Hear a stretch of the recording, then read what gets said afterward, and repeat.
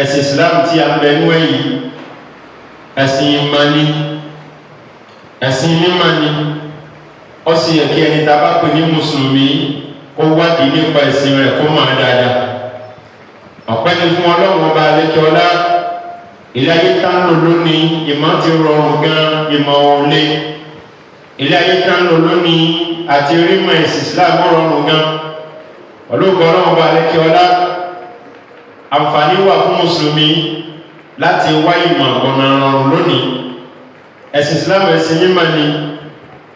ẹni bá ń ṣe Islam àbẹ́ni tó bá sọ wípé òun ṣe Islam tí ó sì nímọ̀ nípa Islam irú ẹni bẹ́ẹ̀ á sọ fún wípé kó gbìyànjú kó wá ìmọ̀ nípa ẹ̀sìn rẹ̀. nítorí wípé bàbá wá mọ̀ nípa ẹ̀sìn yẹn dáadáa tó bá nímọ̀ nípa Islam dáadáa ó ṣòro kó tó sọ wípé o tún wá nǹkan mí lẹ́yìn Islam. ọ̀panilẹ́kún lọ́jọ́ ọjọ́ kan nìkan nínú àwọn èèyàn láyé ó sọ wípé nígbà kan rí mùsùlùmí lòun. Il dit qu'il fut musulman. Il était une fois il était musulman. Il disait ça ní sọ bẹ́ẹ̀. ọdún mùsùlùmí lòun bá kan rí. àmọ́ lọ́wọ́lọ́wọ́ ní ìsìn òun ń ṣe mùsùlùmí mọ́. ọmọ ìyá wa dáadáa kan tí ń bá sọ̀rọ̀. àwọn béèrè wípé kó ka suratul Fatiha fún un. Wallahi kò lè ka suratul Fatiha. Allahu Akbar. ẹ̀jẹ̀ àbẹ̀rẹ̀ ṣé mùsùlùmí ni dẹ́nu? Il n'était pas musulman. ọ̀pọ̀lọpọ̀ yóò sọ pé òun ti ṣe ìsìláàmù fọ́dún mélòó báyìí kan wọ́n ṣe é mọ́. ẹ bá wa pè wípé ìsìláàmù tó ṣe fún ọdún mẹ́wàá tó sọ yẹn ogún ọdún tó fi ṣe yẹn wọ́n ka suratul Fatiha kò lè ka Fatiha. ó sì lóun ṣe ìsìláàmù fún ọdún mélòó ọdún mẹ́wàá ogún ọdún. ọlọ́run ṣe ìsìláàmù fún ogún ọdún òun ọ̀ṣẹ́ é mọ́. ẹ wá sọ pé kó ka òkú ìsìláàmù kò lè ka. ṣé mùsùlùmí ni tẹ́lẹ̀ ìyẹn ni pé tẹ́lẹ̀ rí náà kìí ṣe mùsùlùmí. ọ̀rọ̀ mi ò tí yé wa dáadáa ọ̀rọ̀ mi ò yé wa dáadáa bẹ́ẹ̀ mi ṣe dúró yìí pẹ̀lú ògo Ọlọ́run mo ti ṣe tí ń jẹ́ tíátà rí èyí tí ń jẹ́ tíátà táǹpẹ̀ ní tíátà mo ti ṣe rí sí ó ti ju ọdún mẹ́wàá lọ. ẹ bá tan kámẹ́rà nísìn ní ọjọ́ ìní 2025 ẹ bá tan kámẹ́rà ẹgbẹ́ kalẹ̀ wípé bọ́ síbẹ̀ camera rolling action èyí sì pàfọ́mù fún yìí bí ẹni wípé mo tún kù náà nítorí kí ni mo mọ̀ nípa ẹ̀ dáadáa. ìmọ̀ ẹgbẹ́ sọ́mọ̀ tí ó rò mí lójú nítorí pé kí ni mo ṣe tọkàntọkàn mo mọ̀ tí mo ń ṣe nígbà náà mo sì good mo perfect. ẹni tó lọ́wọ́ ṣe Islam fún dídí ogún ọdún ẹ wọ́n ní kó ka àrùkánù Islam kò lè ka. Was he really a Muslim? No, he wasn't. ọ̀rọ̀ mi ò yé ẹnìkan náà ń ṣiṣẹ́ mẹ́kò fógún ọdún àwọn wá ṣe mẹ́kò mọ́ ní ìsìn òun pààrọ̀ náírà àwọn ṣe mẹ́kò mọ́ ní ìsìn iṣẹ́ mi kan lòun ṣe ẹ̀dá kò tó ní ọlọ́run wọn ní kó túbù yìí kò lè túbù yìí. Was he really a mechanic?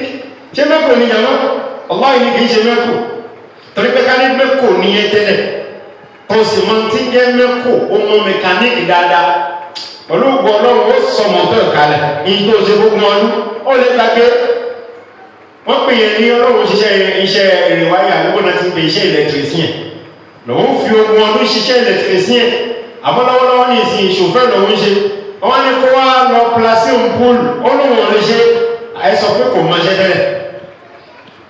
ẹ̀gbọ́n mi yé ọ ní ṣòfẹ́ dírẹ́bà lòun nígbà kan òun ní 20 ans d'expérience nínú driving kọ́dà pẹ̀lú ìtàn lè ní àwọn agbẹ́ mọ́tò fún kọlé wa mọ́tò ẹ̀dá kò ṣe chauffeur ní tẹ́lẹ̀ rí a sọ pé diplôme tó présenté yìí faux diplôme yìí ìyẹn ni wípé tabala jẹ́ mùsùlùmí ṣé mùsùlùmí ni wá lóòótọ́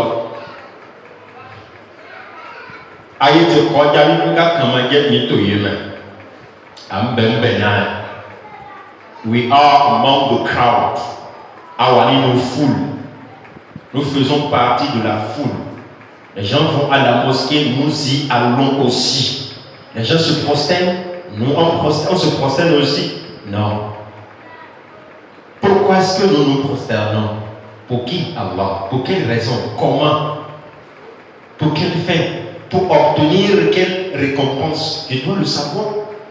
Il y a des pays baba qui sont musulmans. Il y a des pays islam qui sont bénis ni mon maya.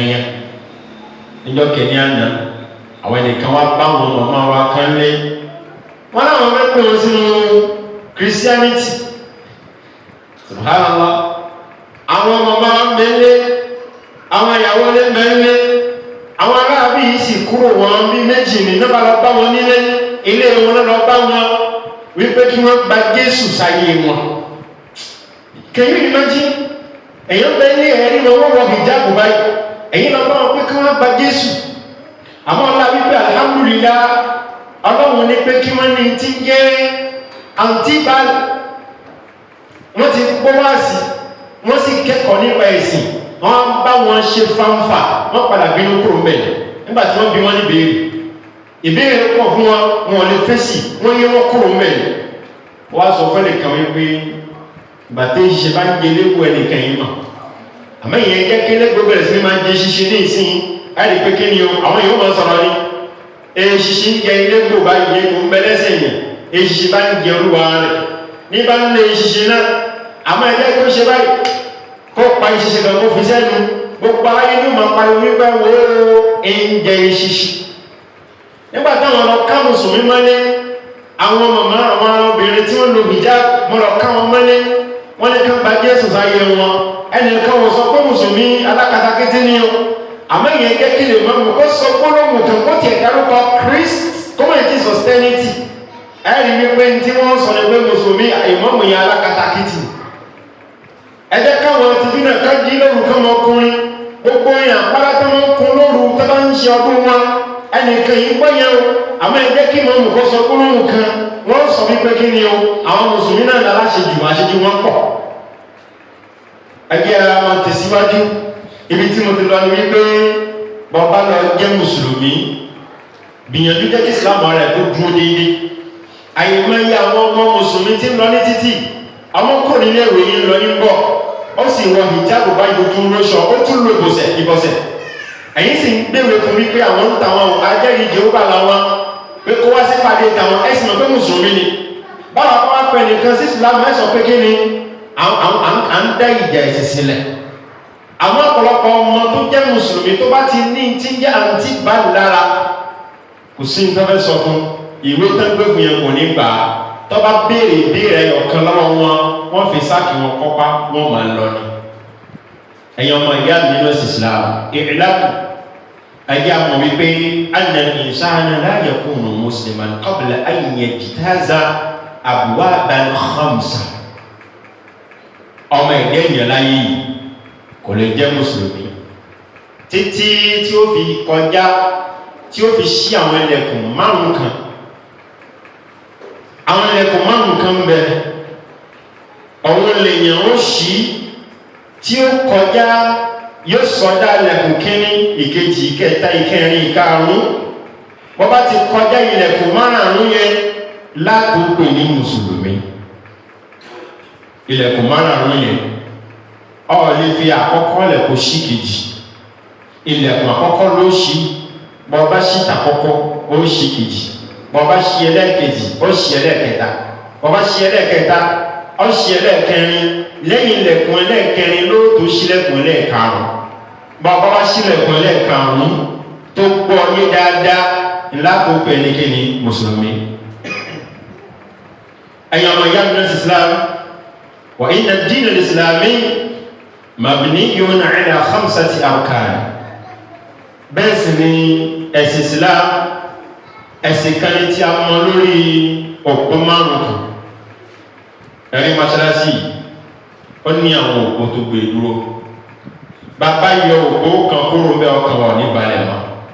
Bàbá yọ àwọn òpó tí ń bẹ lára mọ́ṣáláṣí kúrò.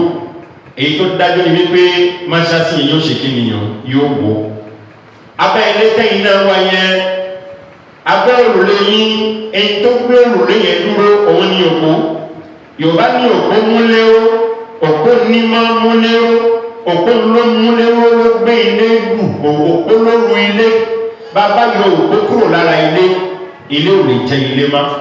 bákan náà ni Islam tá ń ṣe yìí Ọlọ́run máa ń sórí òkú mélòó yàmá òkú márùn bá a bá yọ ọ̀kan kúrò náà àwọn òkú márùn lóyìn yàmá ìyá àlẹ́ pè é ní mùsùlùmí má a lè pè ní mùsùlùmí má. Àbá ilé tẹwà tẹ́tí ń tajà ilé tẹwà tẹ́tí ń ta nǹkan yẹn bàbá yọ òkú tó wà bẹ́ẹ̀ kúrò èyí tó dájú ni pé ilé yẹn yóò ṣe kí ni yóò wò. Ìyẹn ni wípé ẹ̀sìn wa tá ń ṣe ìtí ń jẹ́ ìsìn Islam Ọlọ́run máa ń lórí òkú mélòó jàmá òkú márùn kan. Fa'idha fukida wahidun minha fi hayati mri'in fukida al-Islamu fihi. Bàbá wa pàdánù òkú kan nínú àwọn òkú yìí ní gbèsè ayé ọmọ èèyàn kan èyí tó dájú ní wípé Ìsìlámù ò sí ní gbèsè ayé olú rẹ̀ mọ́. Àwọn òkú márùn èyí tó gbé Ìsìlámù dúró bàbá ṣàfẹ́kù ẹyọ kan bẹ́ẹ̀ Ìsìlámù ò sí ní gbèsè ayé olú rẹ̀ mọ́. L'Islam est fondé sur combien de piliers? 5 piliers. Quand nous voulons construire nos maisons, on a besoin des piliers, on a besoin des poteaux pour supporter la maison. Sans ces piliers-là, la maison n'a pas cette appellation. La maison là sera détruite. Elle va tomber. Parce que quoi? On l'a ôté des poteaux. De la même manière, l'islam est fondé sur 5 piliers sans lesquels on ne parle pas de l'islam dans la vie d'un homme. Quand les 5 piliers ne sont pas présents dans ta vie, sache que tu ne fais pas partie des musulmans. Avant que tu ne sois réellement musulman, il faut que les 5 piliers soient à jour dans ta vie. Ayant moyen de l'islam, ibad Allah, ayant été aussi en l'homme, إن الركن الأول من أركان الإسلام هو الشهادتان.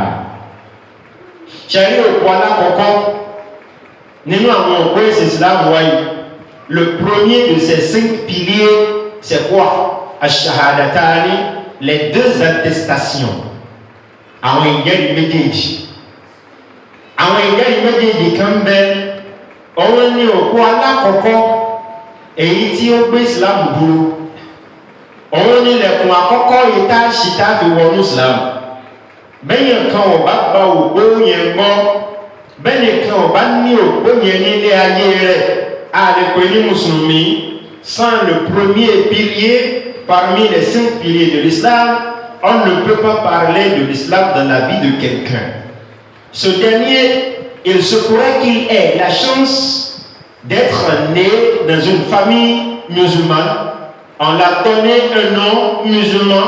Il a grandi dans une famille musulmane. Il fréquente les mosquées. Mais s'il n'a pas ces piliers dans sa vie, surtout le premier pilier, il n'est pas musulman.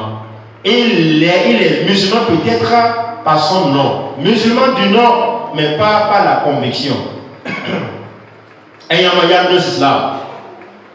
Et Jerry, mais il y a encore Mourgoubana la Mayama.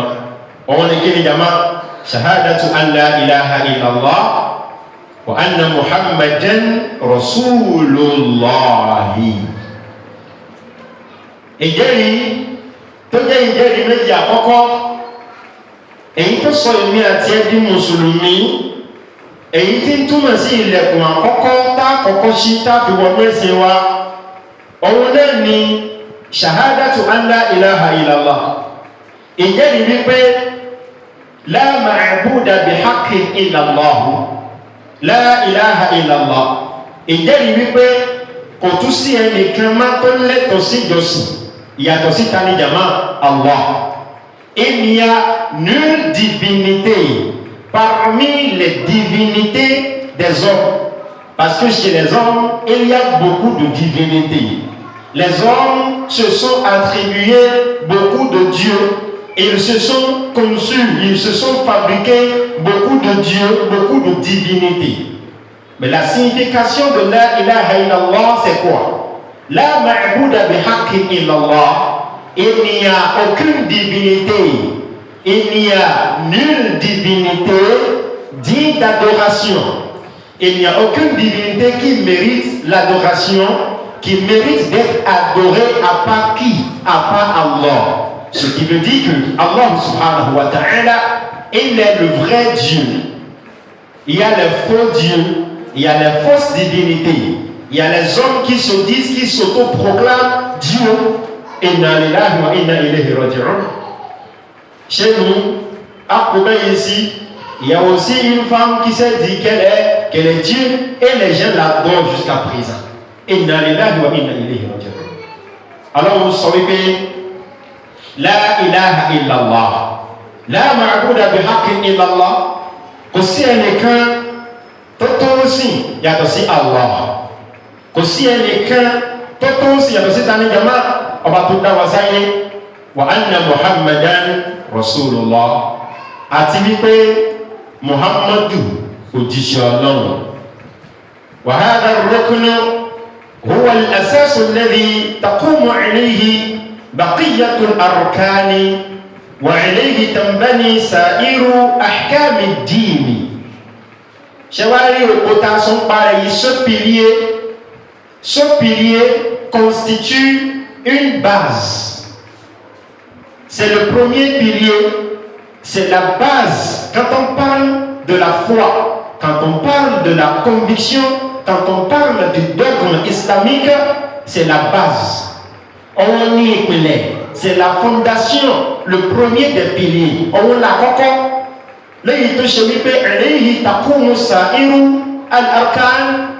Les autres piliers sont basés là-dessus. Les autres piliers, les piliers restants, sont fondés sur ce premier pilier-là. On l'a encore que chez lui, mais t'as bâti beaucoup de temps pour venir tout le monde. M'a bien vu Mélanie, avant, oui, c'est là, qui m'intéresse au fond, أن شهادة أن لا إله إلا الله وأن محمد رسول الله وإقام الصلاة وإيتاء الزكاة وصوم رمضان وحج البيت من استطاع إليه سبيلا أليس كذلك؟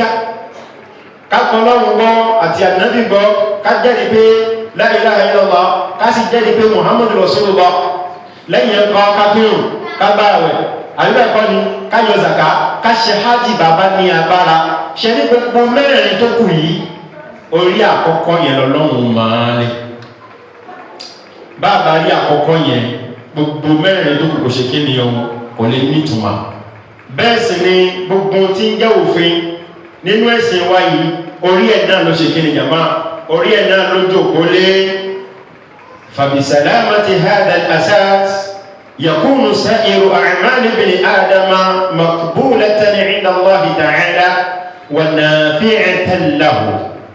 ṣẹ̀wárí wípé tí òkú alákọ̀ọ́kọ́ yìí bá ti lálàáfíà òkú àkọ́kọ́ le premier pilier qu'on appelle shahadatu an la ilaha illallah wa anna muhammadan rasulullah.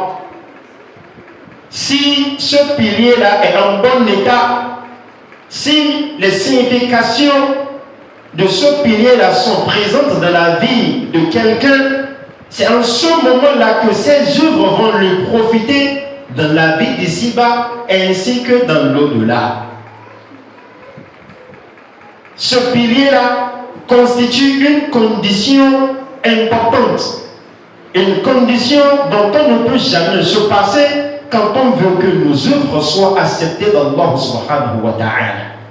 L'accomplissement de la salat, les prières, les 5 prières quotidiennes, les prières surrogatoires, al-nawafi, al-zakat, le monde légal, hajjul bayt, faire le pèlerinage à la maison sacrée, le jeûne du mois de Ramadan, tout ce qu'on a cité comme action, comme bonne œuvre, comme acte qu'on a compris dans l'intention de se rapprocher d'Allah subhanahu wa ta'ala, tout cela ne serait jamais accepté si on n'a pas rempli la première condition, qui est l'attestation qu'il n'y a nulle divinité digne d'adoration à part Allah, le Créateur, le très haut, le très puissant.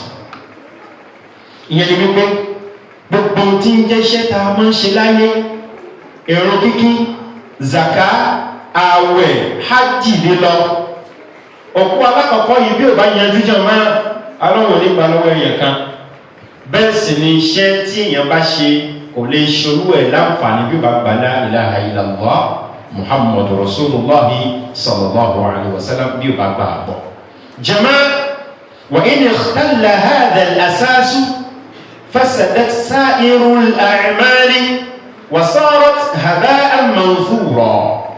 ẹ̀yin ọmọ ìyá mi nínú ẹ̀sìn Islam ṣẹ́rí bí ọ̀kan nínú àwọn òpó yìí àbí èyí tí ń jẹ́ òpó alákọ̀ọ́kọ́ yìí pàtó bó bá ti ní ààyè bó bá ti ní problem bó bá ní mushkila ẹ̀rí wípé gbogbo ohun tí ń jẹ́ ṣe téèyàn bá ṣe láyé kì í ṣe pé tọ́mú ò ní ṣiṣẹ́ náà ó ṣe é àmọ́ kò ní ṣe láǹfààní láǹkì àmọ́ ọlọ́run sọ ní Al-Qur'an bàbá lọ ka Suratul Luqman nítorí wípé quand on parle en islam on a les preuves.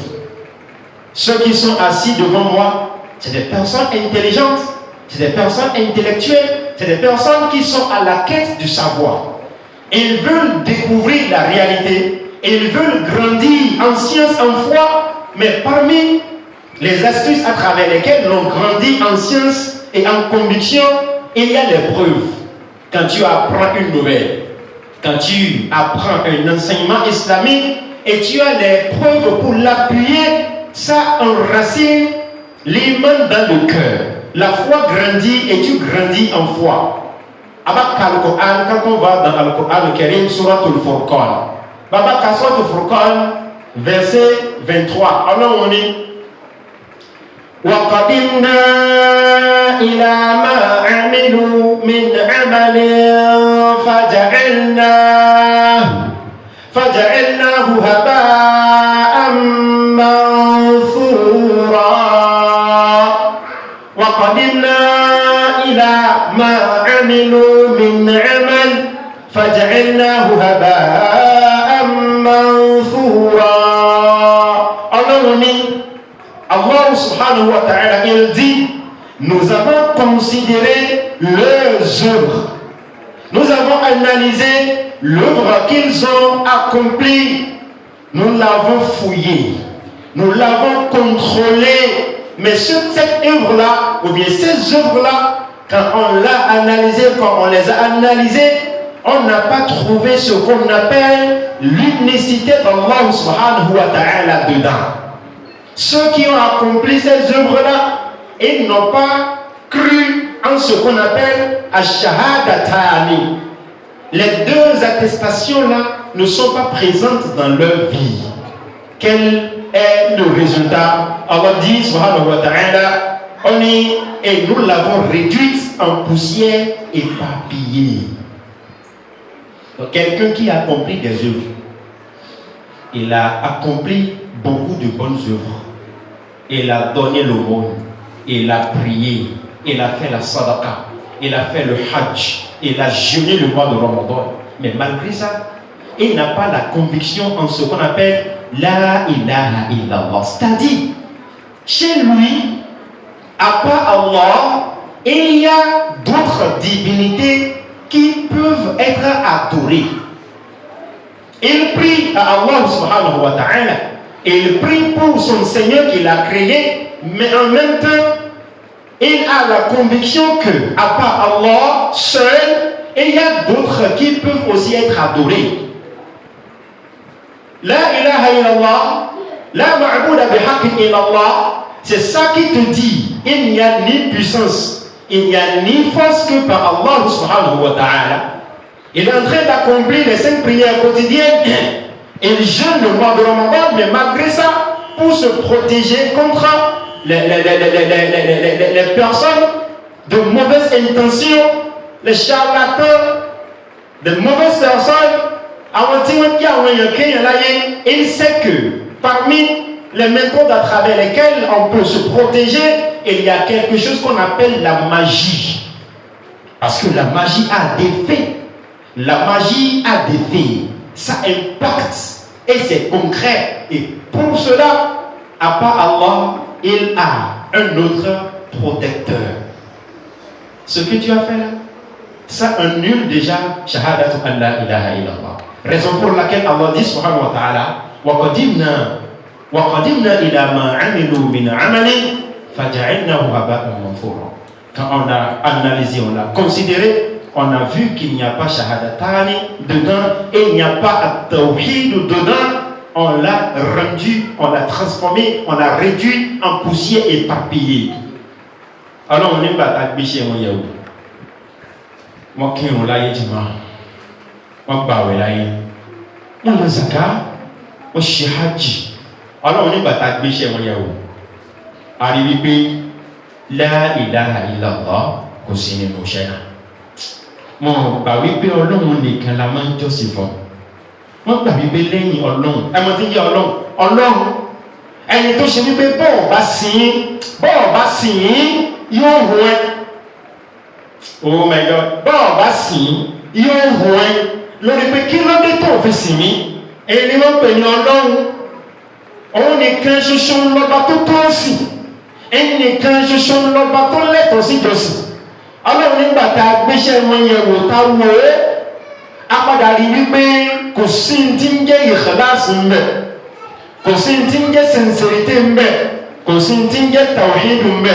Wọn ò ṣe Ọlọ́run láṣọ, wọ́n sọ la ilaha illallah àmọ́ ìtumọ̀ la ilaha illallah kò sí nínú gbèsè ayé wọn. Ọlọ́run ní àwa sọ iṣẹ́ náà di ń ta kò dànù bí èlùbọ́, asọ́di ń ta kò dànù lásán.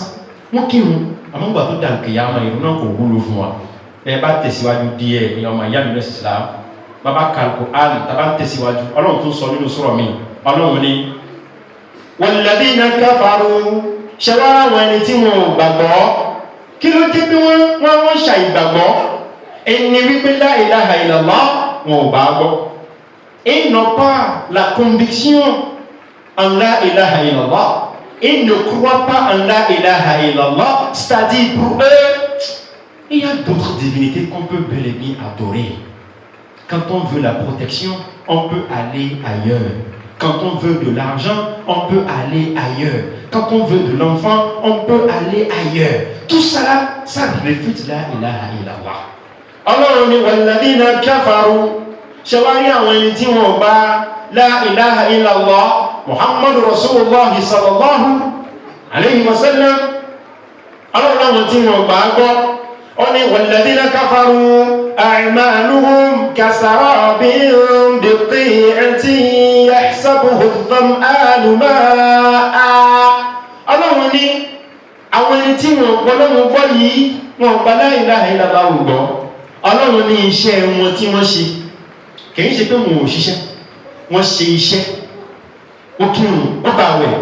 Ọlọ́run ní iṣẹ́ wọn tí wọ́n ṣe yìí ó dàbí àwọn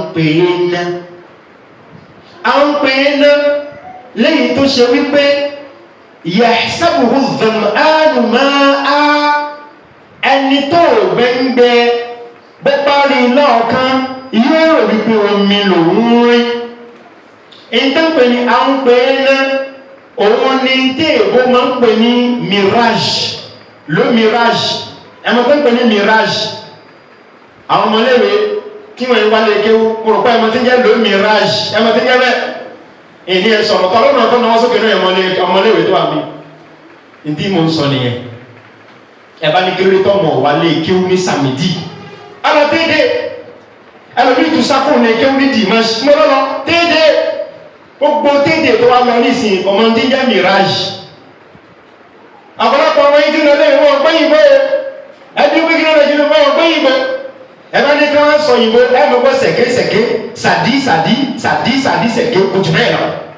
Ẹ̀yin ẹni pé àwọn ọmọ bá mi kọ́ lẹ́tìrì yìí wọ́n fi ránṣẹ́ sí Togo kò lè kọ́ ọkọ̀ bonjour fún ní s. Àwọn ọmọléwò òde òní nìyẹn, àwọn ọmọléwò òde òní òwe nìyẹn. Ó ní ṣe abákọ̀ ṣàn ṣé ṣàn máa ń gba s àbí kí n gba s. Wọn gbọ́ yìnbó mọ́. Bẹ́ẹ̀ sì ni torí ìyẹn náà ni wọ́n fi kéwú. Ọmọ bá torí ìwé tí ó bá kéwú ó sáyẹ kó kàwé náà kó yẹn jújẹ mọ́. Wọ́n gbọ́ yìnbó. Àfi díẹ̀ nu wọn kí n tí wọ́n jẹ́ mirage. Òun ni tí Yorùbá ń pè ní àwọn pè é ná. Ẹ mọ ibi tá a máa ń sábà rí. A bá lọ sínú désert. Ẹ lọ sí pápá. Nínú pápá ẹ̀mọ tó ń pè ní pápá òun ló ń pè ní désert. Ẹ bá mú ọ lọ́ọ̀kan ẹ rí wípé ó dàbí pé omi ló wà ń bẹ̀. Bẹ́ẹ̀ bá súnmọ́ ẹ rí pé kò sí kankan. àbí tẹ́ bá ń bọ̀ nípele ẹ bá kó nípele bẹ́ẹ̀ bá ń bọ̀ nípò bẹ́ẹ̀ lérí máṣíìnì inú mọ́tò bẹ́ẹ̀ bá ń wájú kílẹ̀ máa ń ẹ rí i pé ó dàbí omi c'est comme de l'eau le mirage quand on voit ça de loin ça apparaît ça a une apparence de l'eau c'est semblable à une source d'eau ẹ rò pé omi ló wà bẹ́ẹ̀ ni àmọ́ tẹ́ bá lọ títí ẹ rí i pé kò sómi bẹ́ẹ̀ èyí tó ń pè ní àwọn gbé iná nìyẹn ọlọ́run ní iṣẹ́ àwọn tí wọ́n jẹ́ àwọn tí wọn ò gbọ́ lọ́hùn gbọ́ ó dàbí àwọn gbé iná lẹ́yìn tó ṣe wípé ẹni tó ń gbẹ́ yóò rò pé omi ni òun bẹ́ ti ń gbẹ́ ó ti rìnrìn wákàtí 6 wákàtí 8 kò wá lómi mú òun bẹ́ yẹn ti gbẹ́ débi kan gbà tó wá rí lókèrè kí ni ó ṣe yóò kánjú pé kóun ó débẹ̀ kóun ó ṣe kí ni ó kóun lọ mú mi ọlọ́run ni hatta idha ja'ahu lam yajidhu shay'an ọba débẹ̀ nǹkan yóò rí pé òfurufú lásán yóò múlẹ̀ mọ́fọ̀ ọba ṣe pé kí ni ó wa wajada Allaha 'indahu yóò wá ṣe ọlọ́run ní wàá bá ń bẹ̀ ọlọ́run wá ṣe kí ni fawaffahu hisabahu wallahu sari'ul hisab ọlọ́run fi ń pe ọjọ́ àlùkìyámọ̀ ọlọ́run òwe fún wa ọlọ́run pa òwe fún wa nípa ọjọ́ àlùkìyámọ̀ àwọn tí wọ́n ṣiṣẹ́ láyé gbogbo nǹkan ṣe níṣẹ́ olóore àwọn ò rí wípé in tó gbọ́mọ̀ wà lè jẹ́ náà ní iṣẹ́ náà wọ́n mọ̀ pọ́nmọ́ kí wọn àwọn gbàwẹ̀ àwọn ṣe àwọn yọ zaka àwọn ṣe hajj wọ́n sì mọ̀ pé in tí a ṣe yẹ iná ń gbé ní wà lè jẹ́ náà tó bá dojú àlùkìyámà tó bá wá déwájú ọlọ́run kí ni wọ́n retí iṣẹ́ olóore ọlọ́run wá ti sọ pé faja'alnahu haba'an manthura ọlọ́run ti sọ di tó kù dànù bí èlùbọ́ wọn ò ní ríṣẹ́ kankan mọ́ wọ́n wá rí ọlọ́run bẹ́ẹ̀ ọlọ́run yóò wá ṣèṣirò fún wa lórí kí ni o èyí tán gbélé ayé ṣe wallahu sari'ul hisab ẹlòmíì ni ọlọ́run ó ṣèṣirò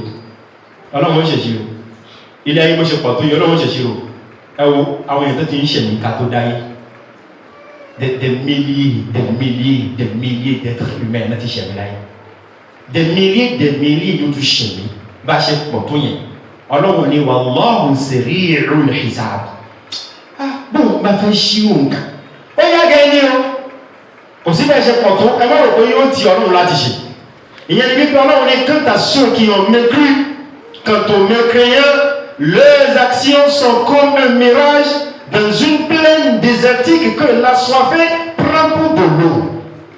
Mo rò pé ẹgbẹ́ yẹn àwọn tí wọ́n jẹ́ ceux-là qui ont mécru en Allah subhanahu wa ta'ala ceux-là qui n'ont pas cru en la ilaha illallah Muhammad Rasulullah sallallahu alayhi wa sallam, Allah a comparé les œuvres qu'ils ont accomplies dans la vie d'ici-bas comme un mirage dans une plaine désertique que l'assoiffé considère comme de l'eau. Et les assoiffés, quand il le voit de loin, il le prend pour de l'eau. Alors les pluies, quand il y approche, quand il y arrive, il s'aperçoit que ce n'était rien. Quand il voit que c'est du néant, c'est du désert, c'est de la poussière. Qu'aussi quelqu'un de mal, alors on dit, mais il trouve Allah, qui lui règle son compte en entier, car Allah est prompt à compter. Al-Qiyamah, il y a une et la ilaha illallah, ya ikhwati fillah. Shahadatu an la ilaha illallah. On n'y touma. On s'est né en un carton péfon. Quand on dit la ilaha illallah, on est musulman. C'est ça qui fait de nous un musulman. Mais avant que cela ne te qualifie comme étant un musulman, il faudrait que tu comprennes son sens et ses implications.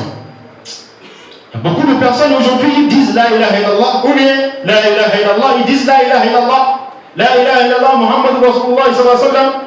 Le prophète Muhammad sallallahu alayhi wa sallam, il dit quiconque dit la ilaha illallah, et telle est la dernière parole qu'il prononce avant de quitter la vie, il entrera au paradis. Mais qui tal alors il est droit de lui et ben il faut nous toper la yé to fikro la yé la ilaha illallah on est dakhala al-jannah man kana akhiru kalamihi la ilaha illallah dakhala al-jannah ento je ben tope ken la yé to fikro la ilaha illallah annabi ni yo wa al-jannah ama talulu ware c'est qui la personne qui il a juste prononcé ça mais c'est facile à prononcer C'est très facile à prononcer. La ilaha illallah, la ilaha illallah. Tu n'as même pas besoin des lèvres avant de prononcer ça. Juste la langue.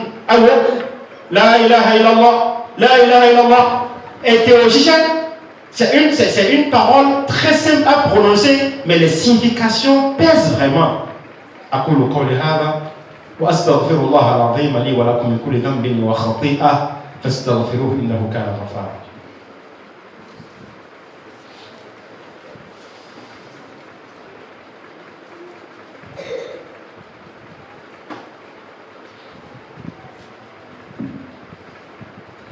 بسم الله والحمد لله والصلاة والسلام على رسول الله وعلى آله وأصحابه أهل الله. Ọpẹ́ ni fún Ọlọ́run lẹ́ẹ̀kan sí. Ajẹ́rìí pé ọba tí a fún ní ọpẹ́ yìí nìkan ni ọba tí ìjọsìn tọ́ sí. Àwọn nìkan ni ọba tí ó tó sìn. A sì wá jẹ́rìí pé òjíṣẹ́ lá Muhammad sallallahu alaihi wasallam ẹrú sí Ọlọ́run ni, bẹ́ẹ̀ sì ni òjíṣẹ́ Ọlọ́run ni pẹ̀lú. Ibadallah, inna ash-shahadatayn lahuma ma'na wa lahuma muqtada wa la budda lin-natiqi bihima an ya'rifa al-ma'na wa ya'mala bidhalika al-muqtada. Il faut qu'on sache que la ilaha illallah, qu'on prononce la ilaha illallah Muhammadu Rasulullah sallallahu alayhi wa sallam, la conviction en cette parole-là constitue le premier pilier parmi les 5 piliers de l'islam. C'est la première porte par laquelle on accède à l'islam. C'est la première porte qu'on ouvre pour entrer en islam. Regardez mes frères et sœurs en islam. Quand quelqu'un veut se convertir à l'islam, qu'est-ce qu'il prononce? Il va prononcer la ilaha illallah. On va lui dire de prononcer après nous ashhadu. Lui aussi va dire ashhadu. Allah ilaha illallah, Allah ilaha illallah. Wa ashhadu anna Muhammadan Rasulullah. C'est ça qui fait de lui un musulman. Mais il y a beaucoup de personnes qui l'ont prononcé, mais ne sont pas entrées en islam parce qu'ils l'ont prononcé en lettres, mais ils n'ont pas compris les significations, les sens de cette parole-là.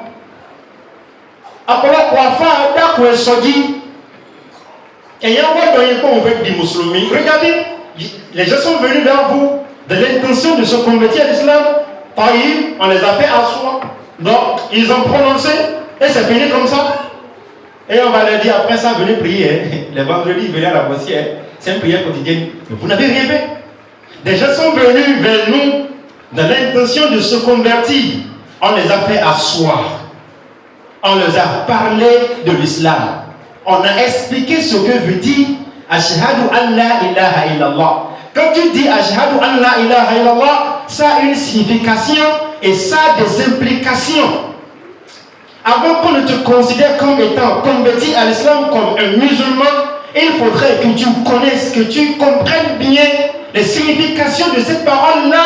L'attestation, parmi les plus grandes attestations, c'est Ashhadu an la ilaha illallah wa anna Muhammadan Rasulullah. Tu l'as prononcé à haute voix. Les gens ont témoigné que tu l'as prononcé.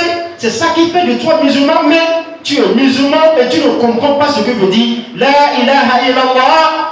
Et ces implications, c'est pitoyable, c'est pathétique. Il faut expliquer à toute personne qui veut se convertir à l'islam ce que veut dire la ilaha illallah. Regardez mes frères et sœurs l'islam. C'est très simple à prononcer. Demandez-vous pourquoi Abu Talib ne l'a pas prononcé dans sa vie. Durant sa vie, il est mort en tant que mécréant. Il connaît, il comprend bien la langue arabe, il pouvait prononcer ça facilement pour plaire à son neveu, mais il n'a pas prononcé. Parce qu'il sait que si jamais je prononce cette parole-là, je ne peux plus adorer Lata, je ne dois plus adorer Uzza, je ne dois plus adorer Hubal, je ne dois plus adorer les idoles. Quand je prononce cette attestation-là, je suis en train de prendre un engagement comme ça, que je dois délaisser toute autre divinité que les gens adorent, à part Allah, et je dois consacrer toutes mes adorations à Allah seul. C'est pourquoi ils n'ont pas prononcé ça. Et quand ils prononcent ça, c'est qu'ils sont fermes là-dessus, et ils vont commencer par travailler, par œuvrer dans le sentier de ces explications. Ce que ça implique, ils vont commencer par œuvrer dans ce sentier-là. ọ̀pọ̀lọpọ̀ ọmọ ìyá wa fẹ́ gba Islam akànníkà sọ la ilaha illallah náà ilé ìpèdè pé alẹ́ dùnmọ́dé fún ẹbẹ̀rẹ̀ ọ̀pọ̀lọpọ̀ ọmọ tó ń gba Islam ní Ramadan pàṣẹ ìmọ̀ràn wa wọ́n ti paṣú ọ̀pọ̀lọpọ̀ tó gba Islam ní Ramadan tó kọjá mọ́ náà àjọmọ́ ọ̀pọ̀lọpọ̀ wọ́n ti paṣẹ wọ́n gba Islam ní àmọ́ wọ́n ti paṣẹ sẹ́gbẹ̀ẹ́ kan ṣàṣàlẹ́ni tẹ́lẹ̀ pé ó gba Islam tó kù nù ẹ̀ personnes ceux-là qui sont convertis à l'islam et qui sont restés dedans jusqu'à présent. Pourquoi? Parce que les gens ne comprennent pas. Ils le prennent comme un jeu. Je me suis converti à l'islam, des musulmans. Même Jalabia ne fait pas partie de l'islam. Cela, ça ne veut rien dire à l'islam. Jalabia, non. Il y a un étudiant. Il s'est converti, bon, allez, là, il a dit ça. Il a acheté 2 Jalabia, 3 Jalabia, il porte chapeau, il est musulman. Il y a quoi? Il y a quoi, diamant? Quand il y a la vie avant l'islam, il doit dire bah encore il est musulman. Après il doit dire qui? Non quoi j'ai l'islam, j'ai qu'il est musulman ni. Alors nous le cas quand on a la vie à cadre de musulman. Alors, la vie dit mon voyez mon ni balada créé. Ni de comme on a la vie là de mon de bani pe mi o ma te ma de wo fi ma ko be ni le comme le balada. Et wa to wo ba te mi nge créé ni wa ni wa bi Ọlọ́run. Àwọn yẹn sọ fún àwọn Islam lónìí wọ́n sì ń pe la ilaha illallah. Ọba di nǹkan bí oṣù mélòó kan wọn ní ṣe é má kí ló dé jìnnà ẹlòmíì wà tẹ́ bá ṣàlàyé fún wípé èyí tí ń jẹ́ pé la ilaha illallah ni wípé kò tún sí nǹkan míì má ta tún lè sìn lẹ́yìn Ọlọ́run o Allah subhanahu wa ta'ala nìkan la gbọ́dọ̀ máa sìn tẹ́ bá sọ fẹ́ lómi yóò ní wọn padà wá Allah tẹ́ bá sọ pé ìtumọ̀ la ilaha illallah ni wípé ọba fẹ́ láti ní owó lọ́wọ́ ọ̀ ní ṣáájú kan lọ́dọ̀ babaláwo ó ní ọkẹ́ tí wọ́n bá dé bẹ́ẹ̀ ní padà wá torí pé ẹlòmíì sọ pé òun di mùsùlùmí ń jò ògùn mùsùlùmí ń jò ògùn ṣé mùsùlùmí lè yàmọ́ ògùn àti Islam kò papọ̀ mọ́ra wọn èèyàn lóun jẹ́ mùsùlùmí ń pọ̀fọ̀ kó tó jáde kúrò ńlé ìyẹn ni pé la ilaha illallah òun kò bọ̀ yìí ìtumọ̀ la ilaha illallah la ilaha illallah la ilaha illallah ìtumọ̀ ẹni wípé tí mo ti sọ gbólóhùn yẹn báyìí gbogbo ètò alámọ̀rí ayé ni mo kò sọ́wọ́ Ọlọ́run ló fẹ́ darí ẹ̀ bí bá ń dá Ọlọ́run ló ní kó dá ó bá kó káàtọ̀ Ọlọ́run ni bí ò bá tó wá dá mọ́ tàbí tí wọ́n tó pè jàmá Ọlọ́run ni wọ́n fẹ́ bí mọ́ wọn ò tí ì rọ́mọ bí kò ní lọ sọ́dọ̀ Ọ̀ṣun pé ṣẹlẹ̀ rú àgbo agbára àgbo lọ́sọ́fin wọ ọmọ rẹ̀ kí dókítà ó tó dé ọba ti láyìí láyìí lọ́wọ́ onígbà yín gbọ́mọ́ ọkùnrin láyìí láyìí lọ́wọ́ ọ̀fẹ́jáde kúrò ní oní ọká tí ń bẹ̀rẹ̀ náà gbogbo yẹn ká ọká kó máa ká ọ̀sìn bẹ̀rẹ̀ láyìí lọ́wọ́ gbọ́ ìyẹn ni pé tó bá ṣe pé nígbà kan rí tó bá fẹ́ jáde èyí tó máa ń sọ ni pé ọká tí bá ń bẹ̀rẹ̀ náà gbogbo yẹn ká ṣòrí tó bá gba ìsìlámù tí wọ́n sọ pé bismillahi tawakkaltu ala Allahi wala hawla wala quwwata illa billah. Tu as fait une transition alors. Mais il n'y a pas de transition. Il dit là, tó bá jáde ó tún ní nǹkan tí wọ́n ń sọ mọ́ di. Ẹgbẹ́ ìbọn páàkì mọ́tò ní ha alákàrà ayáàgbà fẹ́ demi-tour chauffeur kí ló dé demi-tour gbàgbé òkà sílé demi-tour chauffeur ó tó àpàdé kó mi demi-tour náà ó tó àrùn kó sọ́wọ́ ràdá ọ̀ká kò ní kí ràdá mọ́ mọ́ ẹ o ọmọ àdámi àdámà gọ́ ọ̀ká tó fi sọ́wọ́ ràdá mọ́ ẹ ọ̀ká yẹn ibi ọ̀ká yẹn rẹ̀ kó lè protéger contre ràdá gàrí ọ̀rọ̀ bí ẹ̀dá kúmá gàrí ẹ̀wọ̀n ọ̀ká tó lè dá ẹgbẹ́ olówó ràdá ọlọ́pàá òsì lóòká lọ́wọ́ ọba sọ pé o ti di mùsùlùmí ṣòro ká yẹn ọlọ́dà àwọn òsì bìkà ní ti jẹ́ láìláìlá láwọn yẹn aláìláìlá ìlàlá aláìláìlá ìlàlá àlá wíwà láìláìlá ìlà àkàbí ń dùn àmọ́ àmọ̀túnmá láìláìlá láìláìlá àlá àásìmọ̀túnmá tí mùsùlùmí ni wájà wá náà lọ́fà mọ́ ní Islam ẹ̀sìn yẹn mà ní ẹ̀sìn mà ní mẹ́sìn yẹn tó bá gbọ́ ẹ̀sìn yẹn yé ó jókòó kẹ́ ó balẹ̀ bí nǹkan bá ń ṣe ẹ́ ọmọ tó ń mọ ibi tó ti ń gbàgbára mùsùlùmí ò lágbára ní jama mọ̀ bẹ́ẹ̀ mùsùlùmí ò lágbára ní jama ní tẹ́lẹ̀ mi máa ń bẹ̀rù ní ọ̀rọ̀ yìí gbogbo àfihàn káfà ń sọ yìí sáyé ìwé ní ìsìn máa yé fẹ́lẹ̀ ayé lè ṣọfà ilẹ̀ wọ́n pààyàn tó ẹ ní ìsìn wọ́n pààyàn mọ́tò tí mo rà tá ló fẹ́ lo owó lé tí mo kọ́ ìyàwó mi owó bó ṣe yáyì tó àwọn èèyàn níyàwó tó yáyì wọ́n kọ́lé tó ga wọ́n ṣe oògùn ju Fádèyí òróró lọ àwọn wọn ti kó wọ́n ní ikú pa babaláwo bí ẹni tí ò gbọ́ fà ikú pa oníṣègùn bí ẹni tí ò mẹ́gbọ̀ níjì tó ń di ifá tó ń lò ń kí ọ̀pẹ̀lẹ̀ tó ń lò ń kí ọ̀pẹ̀lẹ̀ náà ní kò mọ́ kù tó bá rí bẹ́ẹ̀ nǹkan àwọn táàbùrà iṣẹ́ àjọgùn èmi ò sáà ní ìṣògùn ní ìsìn òsì tí ń kú ń bá kú lé ní ìsìn ọlọ́run ló pa mí tí ẹ̀ka máa ń pààyàn lẹ́yìn ọlọ́run tó o bá yìí ti gbà láìláì lànà ọ̀pọ̀ débẹ̀ ó sì ń ṣe lọ́wọ́ ni.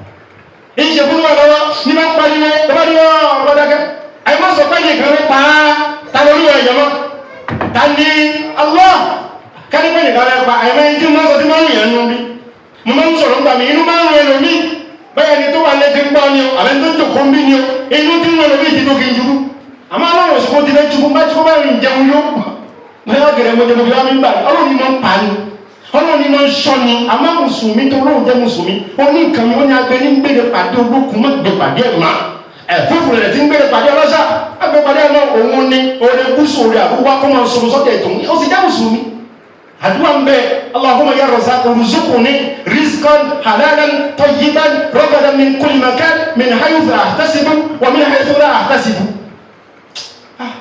Àsìkò ti lọ á pàdé ní gbọ́mẹ́jọ ọlọ́mọ àjẹ́ àti ìkú báyìí ṣọ́wájú ọjọ́ mẹ́jọ lọ ká tẹ̀síwájú lórí àwọ̀ wá sí táwọn bábọ̀ yìí ó ṣe kókó ṣe pàtàkì bàbá la jẹ́ mùsùlùmí ní tí ń ṣe wá ní mùsùlùmí tàbí jẹ́ mùsùlùmí lélẹ̀ wọ́n bá kú lé ní okú ní mùsùlùmí ni àyìnbá yẹn tá n kí wọn síra wọn ẹ̀ sì ṣe mùsùlùmí kọ́lọ̀ kó là wa kọ́ ṣọ́wájú ọjọ́ mẹ́jọ lọ Ramadan ti dé táwọn kọ́lọ̀ dà kó jẹ́ kó bá wa láyé àtàlàáfíà kó mo lè sọ́ra ti kún mi